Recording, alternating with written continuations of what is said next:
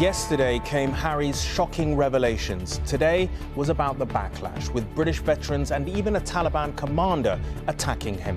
Whatever disagreements he had with the royal family, it was the prince's claims about killing 25 Afghan insurgents that have sparked anger from his former military family that he always held close. I know he's had his differences with the royal family, but not with the British Army family, who I think have held him in high regard. But I think they will look at this as being a little bit, I would say, a bit of a betrayal of the military family. As he gives more details about the shocking fight with his brother, we gauge how the stream of revelations are being seen here and abroad.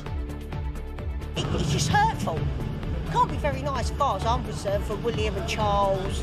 They're letting their story shine, and that's fine. I have no problem with that. They're telling their truth. Also in News at 10 tonight. Grim new figures show the NHS under unbearable pressure as the Prime Minister tries to explain how he plans to deal with the crisis.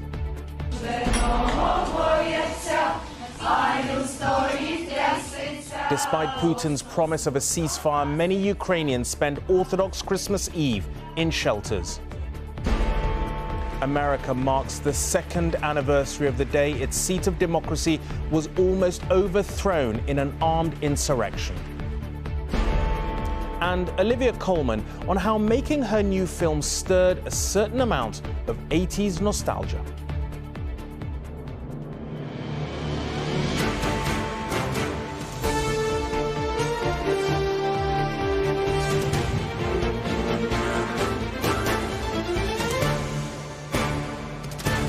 This is ITV News at 10 with Rageh Omar.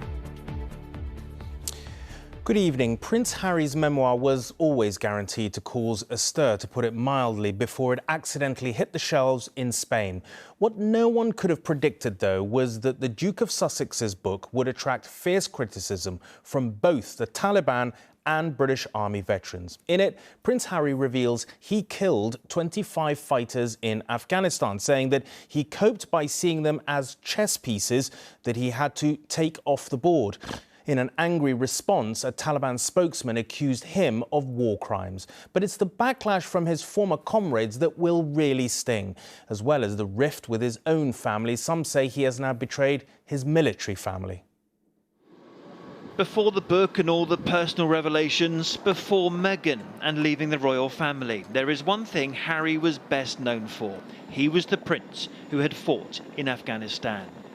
Understandable then why he chose to write in his book about his time there. Less clear is why Harry revealed the number of Taliban fighters he had killed. So my number is 25, he wrote. They were, he said, like chess pieces which needed to be removed from the board. And as many military veterans feared, it prompted a response today from a senior Taliban official. Mr. Harry, wrote Anas Haqqani, the ones you killed were not chess pieces, they were humans. They had families who were waiting for their return. Haqqani went on to accuse Harry of war crimes. It will be fed into jihadist propaganda to help radicalise and encourage people to join and attack. There are some Afghanistan veterans today who said Harry, usually a hero of their military community, has gone too far. I know he's had his differences with the royal family, but not with the British Army family, who I think have held him in high regard. But now I think they will look at this as, I would say, a bit of a betrayal of the military family. None of it should take away from Prince Harry's achievements setting up the Invictus Games for wounded veterans. He was inspired to do so after flying home on a plane carrying wounded personnel. On that plane was Royal Marine Ben McBean. He lost an arm and a leg and bonded with Harry during his rehabilitation. But even he thinks it's time for Harry to move on. Go and enjoy your life. Go and enjoy the money. Go relax, sit and relax in the sunset, just chill out. Keep coming back with different stories and stuff. Yes, it's maybe what's happened, but I don't think these stories now do him any favours. From his military to his blood family, and we have now heard Harry talk about the moment he claims Prince William attacked him after a heated row. What was different here was this level of frustration. And I talk about the red mist that I had for so many years, and I saw this red mist in him. He wanted me to hit him back, but I chose not to. It will sadden many that two brothers once so close now do not speak. And in a US interview, Harry was asked what his mother would have made of it. I think she would be sad. I think she'd be looking at it long term, to know that there are certain things that we need to go through to be able to heal the relationship. You might feel you've heard a lot from Harry, but the full interviews don't go to air until Sunday. Chris Ship, News at 10. Well, the extracts from Prince Harry's book and the trailers for the interviews he has given have generated headlines around the world and provoked debate about his decision to put into the public domain what are intensely private matters. Both here and in the UK and in his new home across the Atlantic, people are asking whether he has said too much or is right to finally tell his side of the story. They were the jolt to the system a modern monarchy needed. In Brixton and beyond, that was the view when Harry brought his bride to be here. 5 years on almost to the day, some are still cheering, but now for every salacious detail. Give us some more, Harry. Give us more revelations, mate. We're on your side and we're supporting you because we want to iron out this thing once and for all. The joy and the optimism of that day has faded, and here, as elsewhere, Harry divides opinion. But whichever side people take, there is real evidence of damage to the royal family. It's just hurtful. Can't be very nice as far as I'm concerned for William and Charles. If you want to say something up like that and you want to come out, it's business. Ahead, a stunning new revelation. In the country the prince has made his home, he is dominating the airwaves. But is he winning the information war?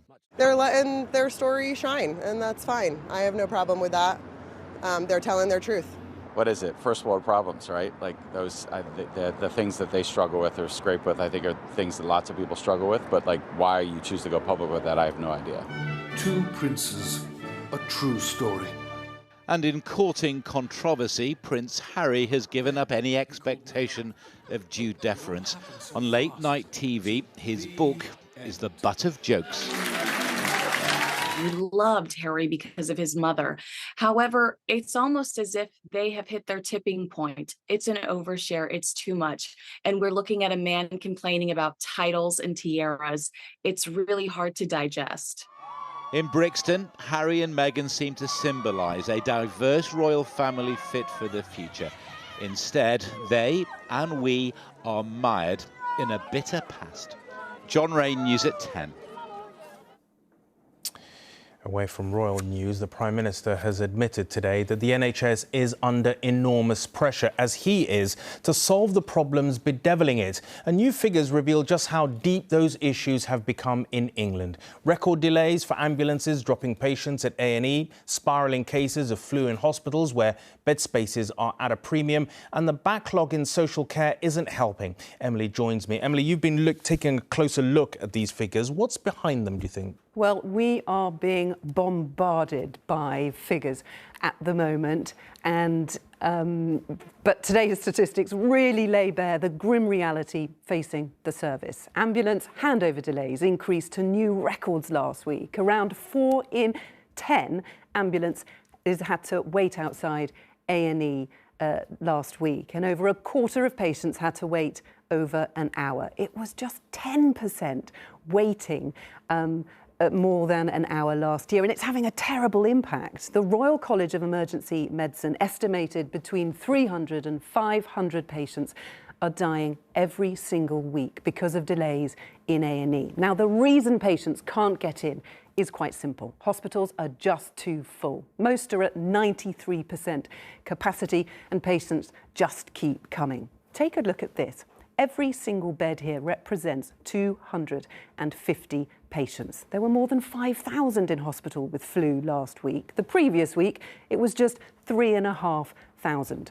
In the same week last year, there were just 38 beds with flu patients, although, of course, we weren't mixing in the same way as we are now. Add more than 9,000 COVID patients, and you can see why wards are full. But, and this is the real problem, they're also full of people ready to leave. but they can't be discharged, just under 13,000 altogether. This time last year, that figure was 9,000. Most people I speak to say if this problem can be solved, it will alleviate much of the pressure. And today, the Prime Minister acknowledged that. In particular, this winter, what we want to do is make sure that we move people out of hospitals into social care, into communities. That's one of the most powerful ways we can ease some of the pressures on A&E departments and ambulances that are waiting too long. If we can move people into social care, that's why we've put money into doing that. We need to make sure that money reaches the front line and makes a difference. It all sounds good, but will any of what the government is doing have any effect right now, today? Because there are a lot of patients in hospital with no let-up in, others needing to get in.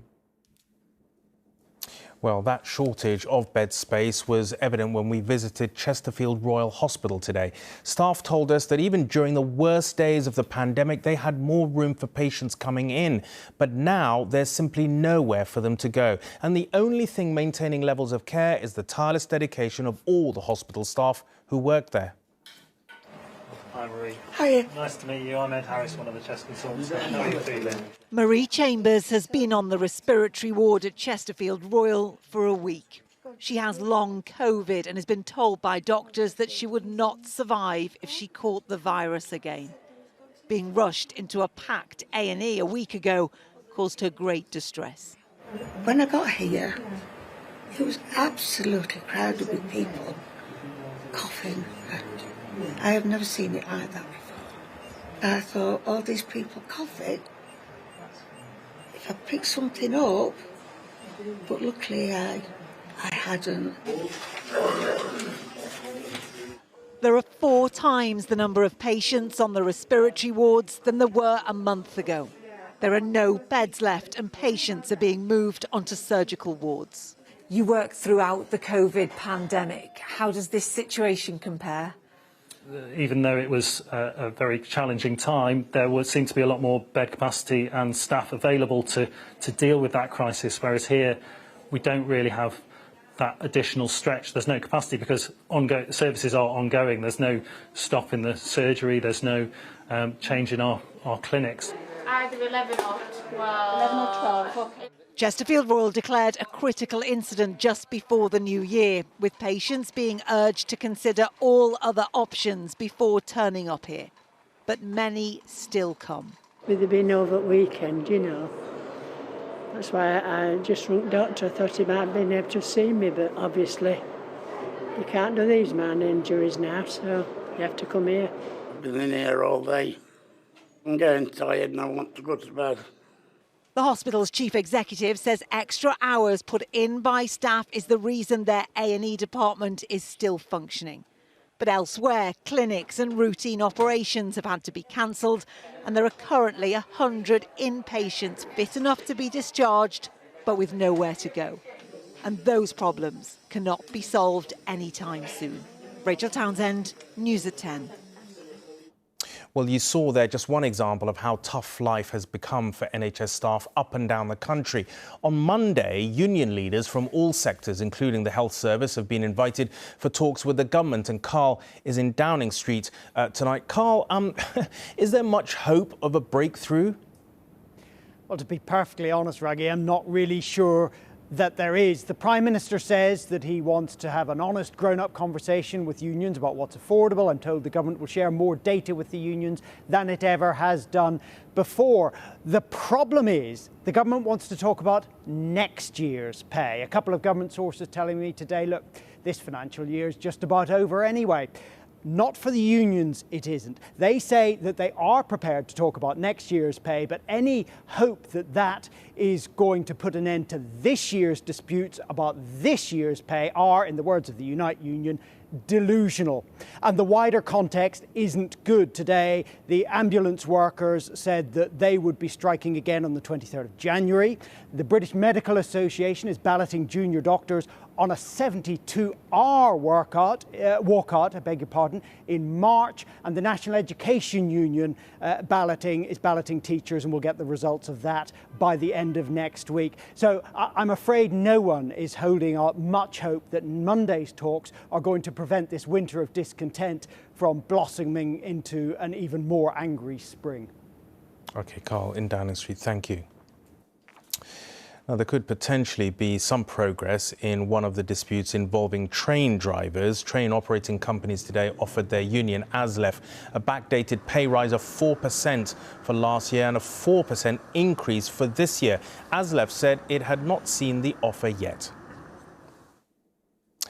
Now, there was supposed to be a brief ceasefire by Russian troops fighting in Ukraine today. It appears to have had little effect, however. Kyiv never agreed to the pause in hostilities ordered by Vladimir Putin to mark Orthodox Christmas, an occasion celebrated by Ukrainians, however, and wherever they could safely do so.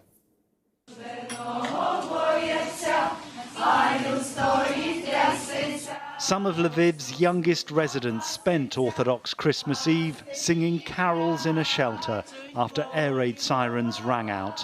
A ceasefire announced by Russia to coincide with the holiday appears to have had little effect in Ukraine.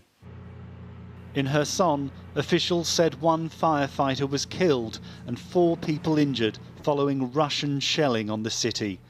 No one here was talking about a ceasefire today. My son was walking nearby, this woman says, when they attacked. Stones were coming down like rain. Let Putin be cursed by God and people.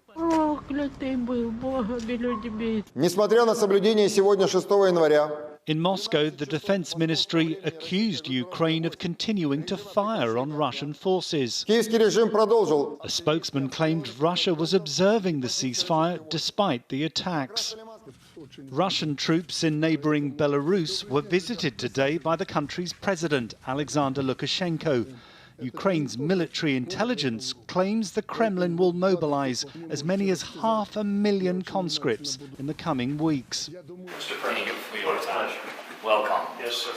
As Ukraine's President Zelensky met a group of US senators, Washington announced a new $3.75 billion military package to help Ukraine and its neighbours on NATO's eastern flank. But back in Lviv shelters, this is their Christmas. After 11 months of fighting, there's still no end in sight. Neil Connery, News at 10. Well, today marked 2 years since one of the gravest threats American democracy has faced. The day Donald Trump rallied his supporters and they stormed the Capitol, demanding that the 2020 election result be overturned. They failed, but the ruptures caused by that toxic period continues to be felt in Congress. Deeply divided Republicans have failed 13 times to elect a House Speaker, an embarrassment, but also a block on its most fundamental work. This morning, on the same steps to Congress that 2 years ago were climbed by a baying mob, there was a simple ceremony to remember the day that American democracy was in such jeopardy. And we will never forget this day. Howard Charles Liebengood. Family members of the police officers who died in the aftermath of the chaos read out the names of their lost loved ones. Sir Billy Evans. And members of Congress, almost entirely Democrats, held a moment of silence. 140 seconds for the 140 police officers injured. Just over a mile away, President Biden was handing out medals to election officials who defied President Trump, and to police officers he praised as having held the line and saved the republic. We honor a remarkable group of Americans who embodied the best before, during, and after January the 6th, 2021. Among the recipients today was Eugene Goodman, the officer who used himself as bait, diverting the insurrectionist mob away from the chambers.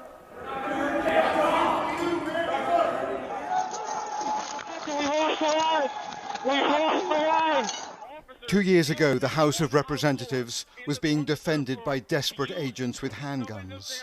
It's time to evacuate so we can secure the members on the other side. Copy. Today, the same chamber is facing a different crisis, this time toxic political feuding within the Republican Party. It flows from the unresolved and brutal battle to be Speaker of the House following the midterm elections. The leader of the Republicans is Kevin McCarthy, but his rise to the speakership has been blocked by just a handful of ultra-conservatives, right-wing members who see him as too weak and as a creature of Washington. If you want to drain the swamp, you cannot put the biggest alligator in charge of the exercise. Over 4 humiliating days now, McCarthy has failed in successive ballots. Tonight it appears likely that Kevin McCarthy will win the battle to be Speaker, but it may prove a fleeting victory, for he will then be hostage to the most hardline members of the Republican Party. In 2 years, Congress has gone from facing down an insurrection to dysfunction and near total political paralysis. Robert Moore, News at 10, Washington. Was still to come, an historic change to the census provides the clearest picture yet of LGBT communities across England and Wales. And actress Olivia Colman on her newest role, loosely based on the director's mother. Those stories and more after the break.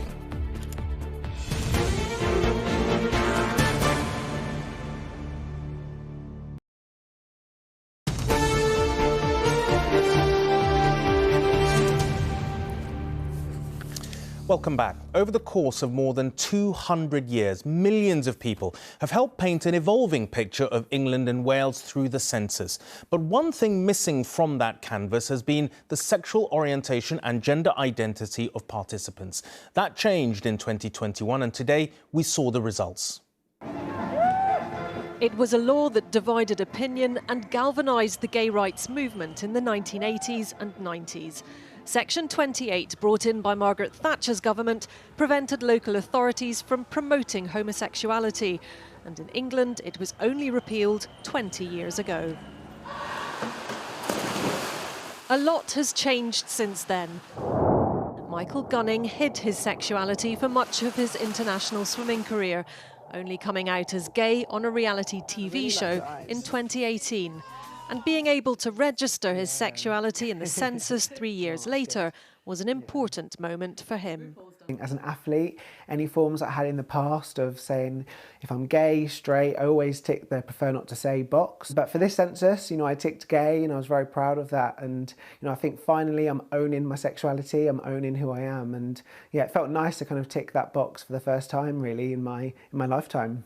The census asked 2 new questions. The first, about sexual orientation, was answered by 44.9 million people in England and Wales aged 16 and over.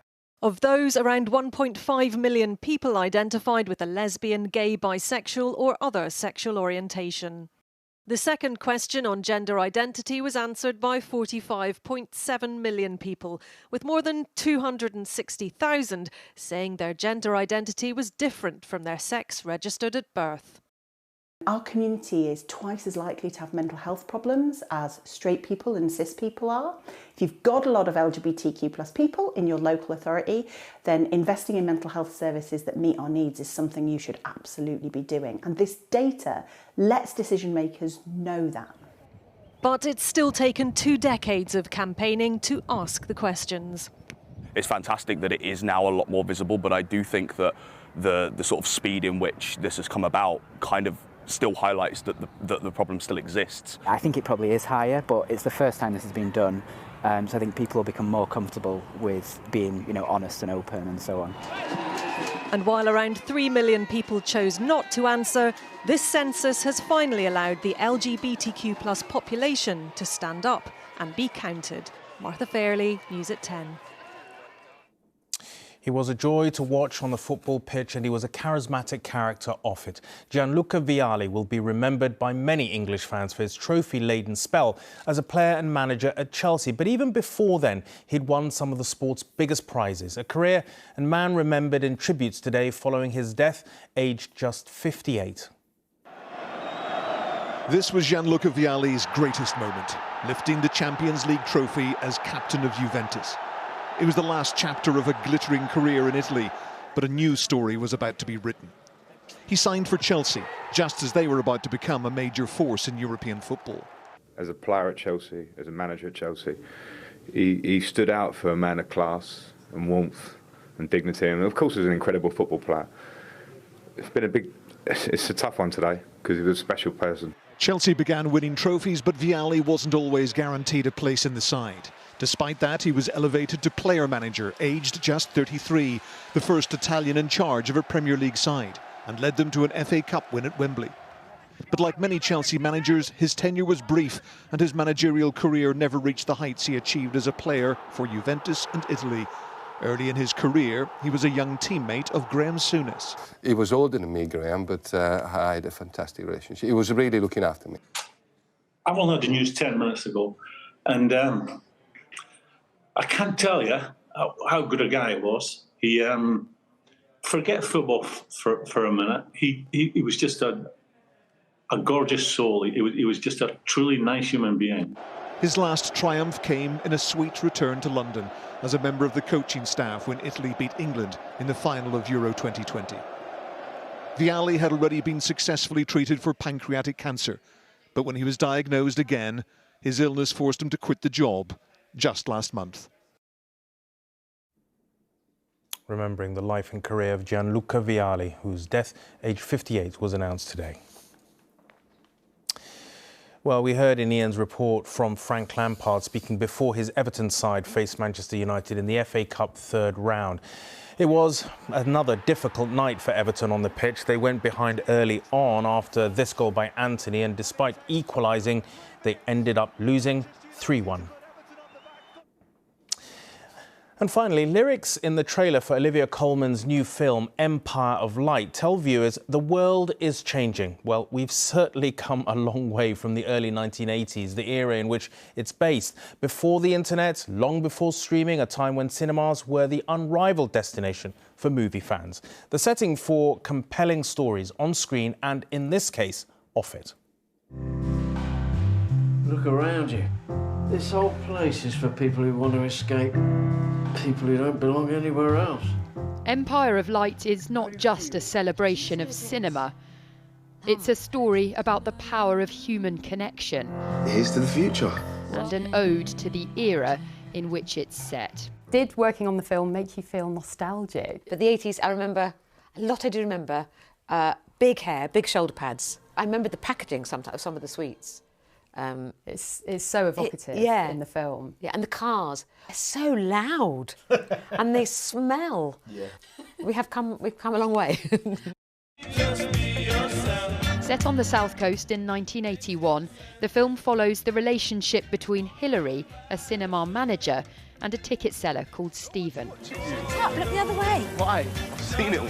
But for the film's Oscar-winning director, this story, the first screenplay he's also written, is a very personal one. You can't just give up. I want to talk about mental illness and find increasing ways of dramatising it. The character of Hilary is loosely based on my mother's quite heroic struggles bringing up me when she was, struggling with being pulled down into the darkness. It was the dysfunctional, eccentric families that I found in places like cinemas and theatres that gave me a sense of belonging somewhere. Shame is not a healthy condition. Was it nerve-wracking playing a part that was so personal to Sam? And how did you approach that? Yeah, I felt nervous. I didn't want to let Sam down. Sam held our hands all the way through, and at any given moment I had the best research material I could ask. What was this like? But the film's youngest star, Michael Ward, says that in return, Mendes wanted to learn from them. Sam was like, we need to rehearse these scenes because I don't know how I'm going to do it. You know what I mean? That for him to admit that to us, I was like, raw, like, you know what I'm saying? This Oscar-winning director doesn't know how to do something. What he does know is that he wants to open up conversations and celebrate the spaces that inspire them. Chloe Keedy, News at 10. Well, that is it for tonight from all of us on News at 10. Thank you for watching. Have a great weekend. And remember, you can catch Tom Bradby's interview with Prince Harry at 9 on Sunday on ITV1 and also on ITVX. Don't forget to watch that. Good night from all of us.